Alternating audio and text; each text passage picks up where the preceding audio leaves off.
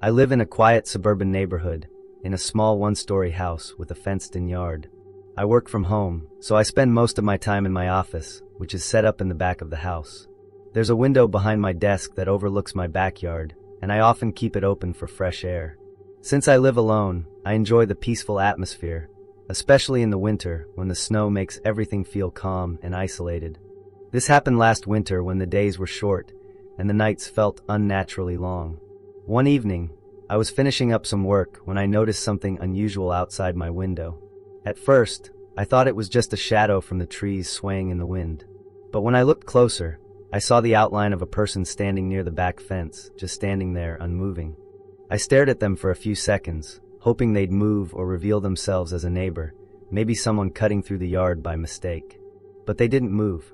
They just stood there, facing my house. My heart started beating faster. I reached for my phone, but by the time I looked back up, the person was gone. I told myself it was probably nothing, just someone passing through, or maybe even a trick of the light. Still, I closed the window and locked it, just in case. Even though I tried to move on with my night, something about the way the figure had stood there, completely still, left me uneasy. I couldn't shake the feeling that I was being watched.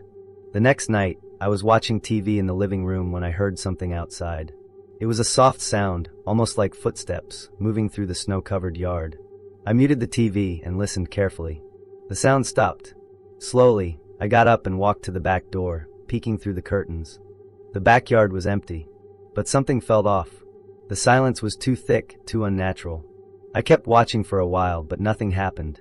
Eventually, I convinced myself I was being paranoid and went to bed. But then, the next night, something happened that I couldn't ignore. I had just turned off my computer and was about to head to bed when I heard something. 3 slow knocks on the back door. My body froze. I wasn't expecting anyone, and nobody should have been back there. The backyard was fenced in. There was no reason for someone to be knocking on that door. I waited, barely breathing. Another knock. I crept toward the door as quietly as I could, my heart pounding in my chest. I looked through the peephole, but I couldn't see anything. It was too dark outside. After a long moment, I reached for the light switch and flipped on the back porch light. Nothing. The yard was empty, just like before. The snow on the ground was undisturbed. No footprints. No signs that anyone had even been there. I tried to shake it off as my mind playing tricks on me. Maybe I had imagined the knocking. Maybe the house was just settling.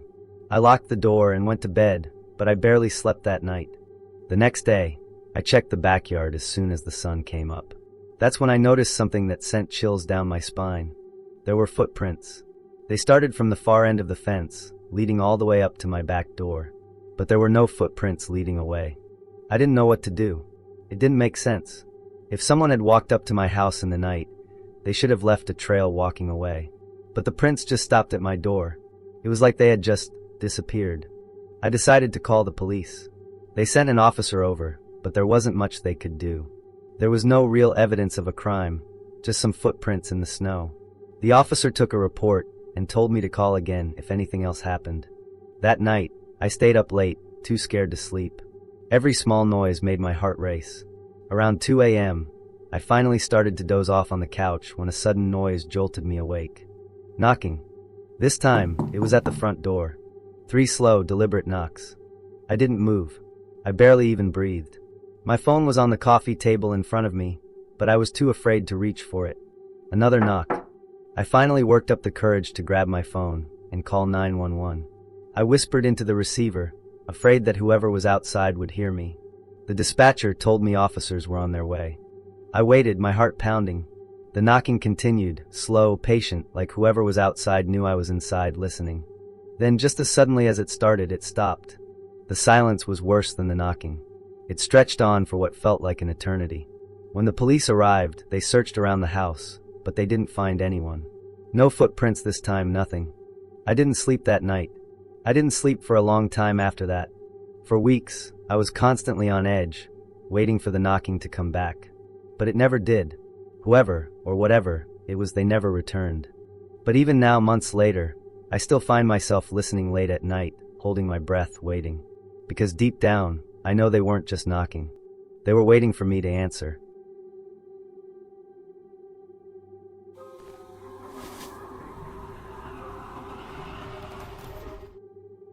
It happened when I was a freshman in high school.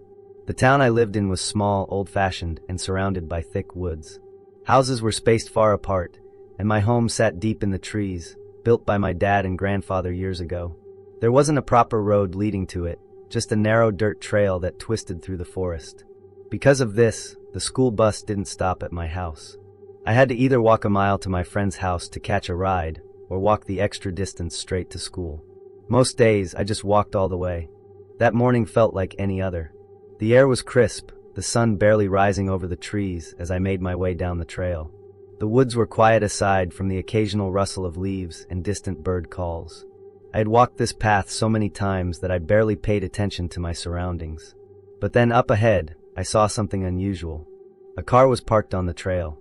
It was an old, beaten-up sedan. This path only led to my house. There was no reason for anyone else to be here. I slowed my pace, my stomach twisting in discomfort.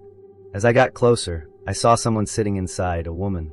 She looked to be in her late 30s or early 40s, with heavy dark circles under her eyes and shaggy black hair that fell over her face. She didn't move, just sat there, staring ahead. As I walked past, she glanced at me. I quickly looked away, pretending not to notice, but I could feel her eyes following me. I picked up my pace and didn't stop until I reached school. I tried to brush it off, telling myself she had just gotten lost. But that night at dinner, I mentioned the woman to my parents. As soon as I described her, both of them stopped eating.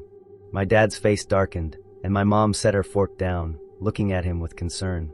They told me she had probably just taken a wrong turn, that it was nothing to worry about. But the way they exchanged glances told me they weren't convinced. The next morning, instead of letting me walk to school, my parents dropped me off. And the morning after that, and the entire week that followed.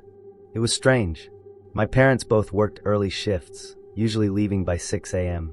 For them to delay their schedules just to take me to school meant they were more worried than they let on. A week passed with no sign of the woman or the car. Eventually, I started to feel like they had overreacted. By Monday, I insisted I was fine walking to school again. They hesitated, but eventually agreed. That morning, I slung my backpack over my shoulder and started down the dirt trail like I always did. The forest was quiet, peaceful. Everything felt normal again. But then I saw it.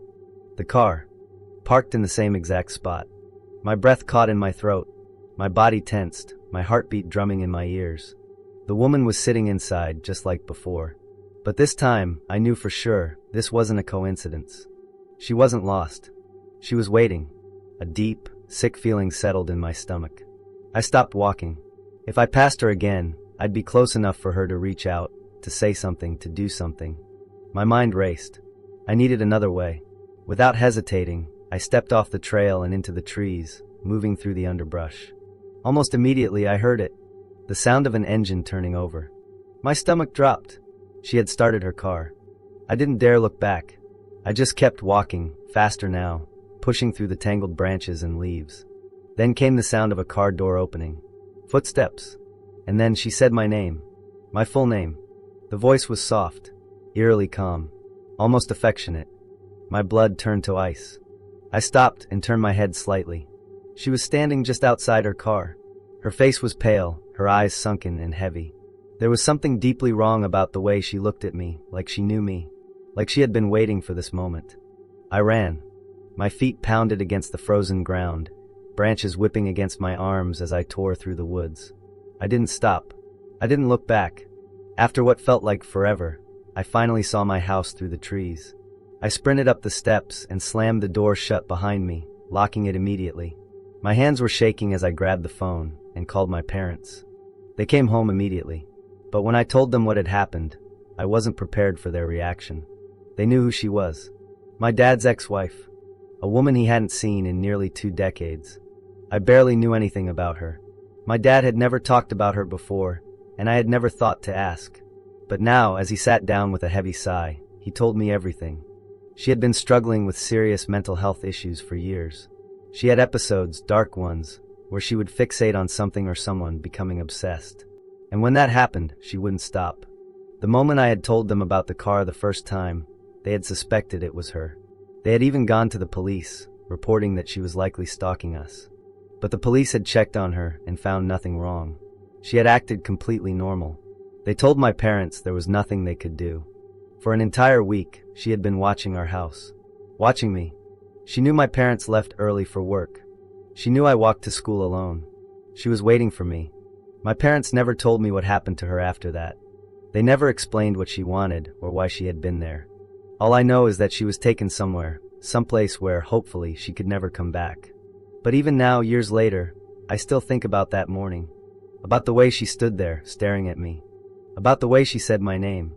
And I wonder, what would have happened if I hadn't run?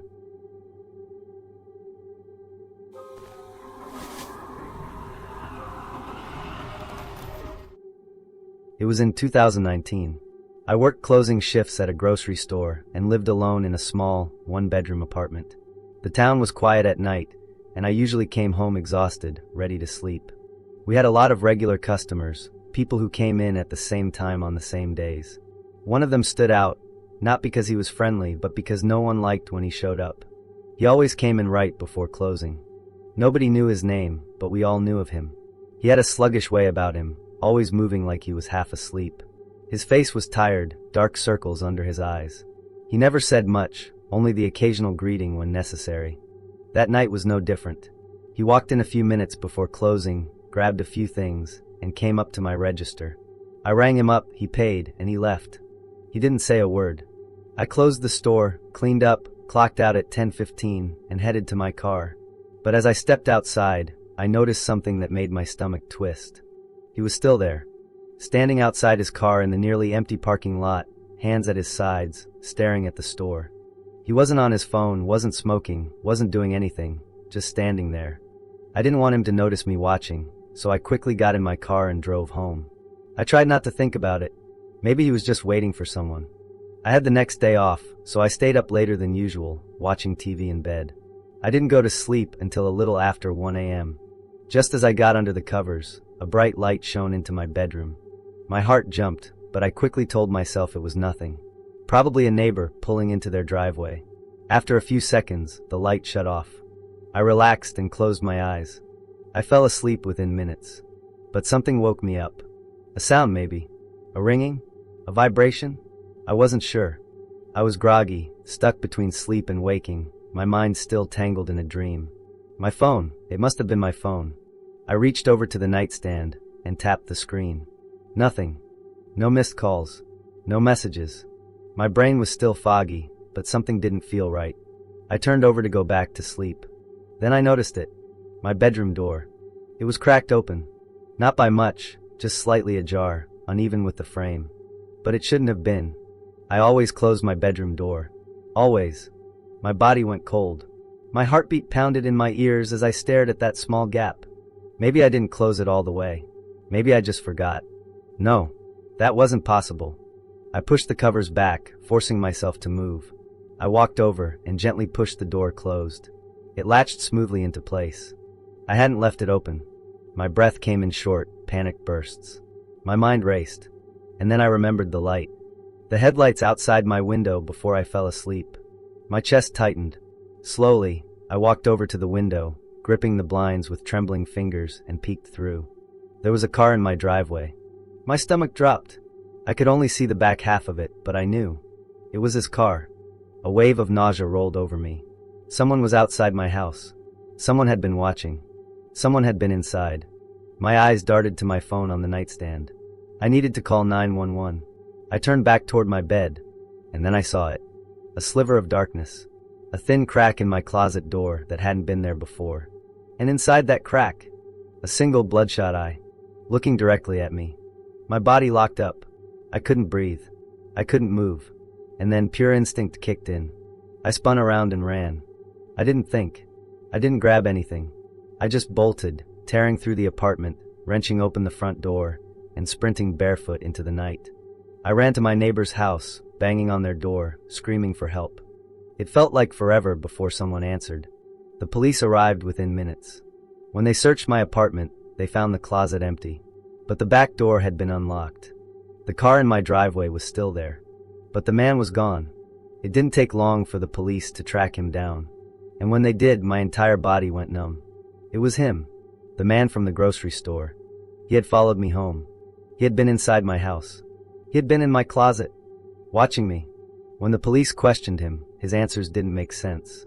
He kept saying things that didn't add up, things that made no logical connection. But one thing was clear. He had been watching me for a while. And that night, he had decided to act. The police believed the only reason I woke up was because his phone rang while he was hiding. He had silenced it just in time, but it was enough. If not for that, I wouldn't have known. I wouldn't have woken up. And I don't know what would have happened to me. Or if I'd even be here right now.